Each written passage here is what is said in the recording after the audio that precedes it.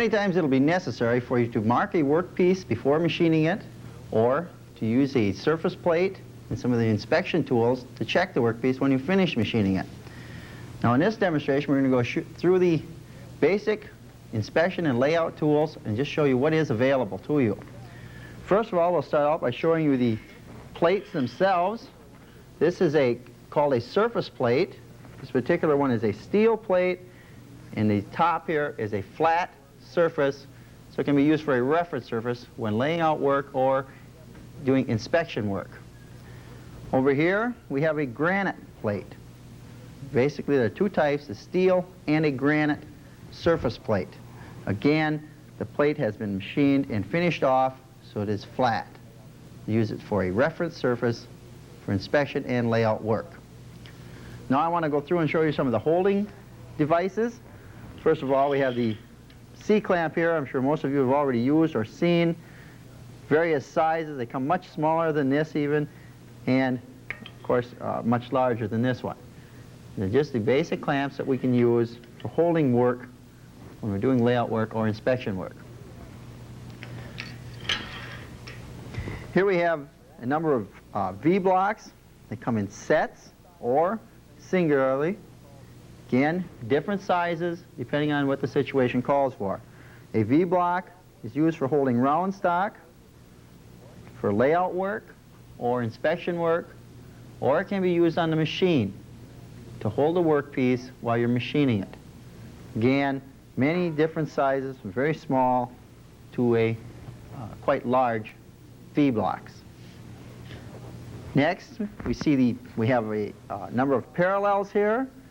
These are just tools that have been machined off so that they're square and parallel.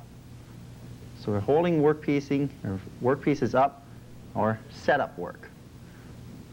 Again, notice the different sizes, and very often you'll find them in sets for setup work. Over here we have an angle plate. This is used for holding work. Two surfaces must be held that are perpendicular. Okay, so we may have a reference surface here, and in another surface out this way. We're going to lay it out, or do some inspection work on it, or even some machining. Again, notice the difference in the sizes. These are certainly not all the different sizes. They come much larger and much smaller than this yet. Here we have a steel ink. We put on the workpiece. Just put it on the surface here so that our layout lines will show up much better. In other words, now we can scribe on this surface, make our marks, and it will be very clear. Otherwise it would be very difficult to see. We also have our calipers. This is an outside caliper and an inside caliper. These here are for inspection purposes. Again, for very close inspection, of course, we'd want to use a micrometer.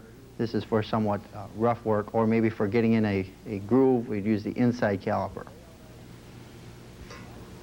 Again, getting back to the layout items, we have dividers, very sharp points here, making some very fine layout lines. Once again, I can't overemphasize the need, whenever you're doing layout or inspection work, be sure you use the proper reference surface. This particular caliper here, this is called a hermaphrodite caliper. Notice it's a little bit different here. It has a scriber on one leg and a hook on the other leg. You set this at any given distance and can run the hooked leg along our reference surface. Again, be sure you have a nice, good reference surface, and we can scribe a line with the scriber or the pointed end here. I also have two different scribers out here. One is the plain scriber that we make here in the shop. This is a plain scriber with the point on it here. The other is the combination scriber and magnet. Very handy tool, removing chips, for instance, when you're cutting a keyway or doing some very close work. We want to get the chips out of the area or out of the way. Now we'll take a walk over to our other inspection, or other surface plate here, and go through some of the other tools. First of all, here we see our vernier height gauges. We've got one set up with an indicator on it. This is for inspection purposes again. The other one we have set up with a scriber on it. Now these can be switched back and forth. We can put a scriber on this surface gauge, or on this vernier height gauge, or we could put an indicator on this one. Just the different ways in which we can set them up. They're both calibrated, have a vernier scale on them. This one here is in the English system. This particular one has metric on one side and the English system on the other side. Now both of these tools can be used in conjunction with the micrometer height gauge. This is just a height gauge. There's a micrometer dial on the top here, and it gives us various distances in reference to the surface plate, or to the, again, back to our reference surface here. Merely set it. You check our, use it with the indicator, check for inspection, or for layout work, we can set our scriber point with the micrometer height gauge. Another tool that can be used with the micrometer height gauge is the surface gauge. Much smaller than the vernier height gauge. This is a tool many machinists have right in their toolbox that they use for their own personal use on their machines. Notice, once again, we have a scriber point on this. You can also hook up an indicator.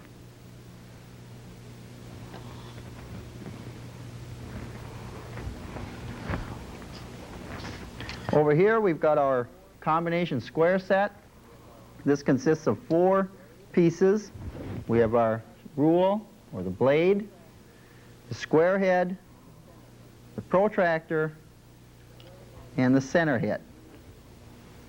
The square head has a 90-degree square here and a 45.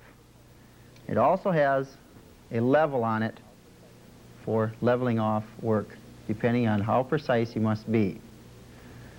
The blade is interchangeable with the other 2 pieces. The protractor, again, has a level, can be turned and set at any degree you wish. So again, the blade can be put into the protractor head, used for setup or layout or inspection work.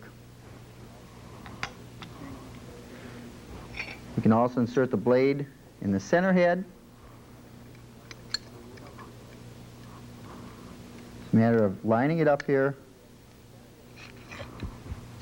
putting the blade in, and the center head is used for round work. For instance, if we were to try and find center on a round shaft, you can find it by using the center head.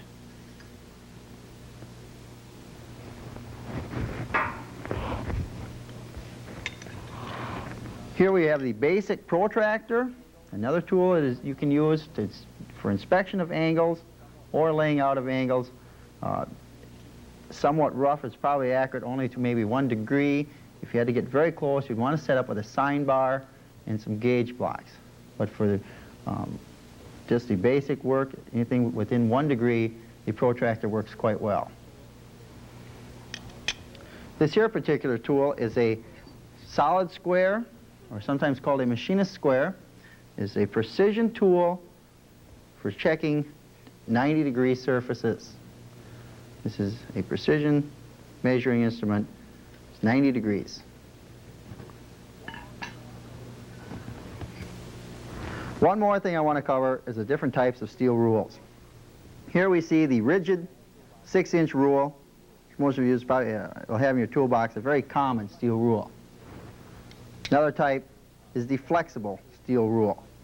This can be used for when checking your workpiece. It's somewhat hard to get in at. It can be flexed, and you can still check the workpiece. A third type is a very narrow steel rule here. Again, very hard to get in at places, small holes, this type of thing. This particular rule is called a hook rule. It has the hook on the end here. just reach over and hook a surface and check a dimension. Now remember, when you're using any of this equipment, either for inspection or layout, be sure that you use the proper reference surfaces. This is extremely important. Be sure that you check your tools and equipment over so that it's in good condition. Now it is up to you to use this equipment in any situation depending on what the situation calls for. Last of all, I want to caution you one more thing. This is another area we have many, many tools. It's extremely important that you put the tools back in a proper place when you've finished using them so that they're there for you when you want to use them next time. The preceding materials are copyrighted by the District 1 Technical Institute, Eau Claire, Wisconsin. Duplication of these materials is strictly prohibited. Infringement may result in penalties ranging from fine to imprisonment.